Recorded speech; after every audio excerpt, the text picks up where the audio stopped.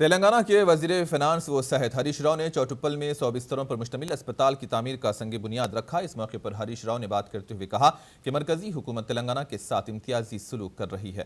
وزیر ہریش راؤ نے کہا کہ 2018 میں یادادری ضلع کو ایمس الاٹ کیا گیا تھا۔ الاٹمنٹ کے 4 سال بعد وزیر اعظم نریندر مودی نے اس کا سنگ بنیاد رکھا۔ مرکز کی جانب سے شروع کیے گئے ایمس میں اب تک کوئی ترقی نہیں ہوئی ہے، جبکہ تلنگانہ حکومت نے ایمس کی تعمیر کے لیے 200 ایکڑ اراضی مختص کی۔ انہوں نے کہا کہ بی جے پی ترقیاتی کاموں کو لے کر تشہیر زیادہ کر رہی ہے، لیکن عملی اقدامات صفر ہیں۔ ہریش راؤ نے کہا کہ تلنگانہ حکومت ریاست میں گزشتہ سال 8 میڈیکل کالجز کا آغاز کر چکی ہے۔ تلنگانہ طب کے میدان میں تیزی کے ساتھ ترقی کر رہی ہے۔ نیتی آیوگ نے بھی ریاستی حکومت کی کارکردگی کی تعریف کی ہے۔ سرکاری دواخانوں کے علاج پر عوام کا اعتماد بڑھ چکا ہے۔ حکومت فلورائڈ کے متاثرین کو مفت ڈائلیسس کی خدمات بھی فراہم کر رہی ہے۔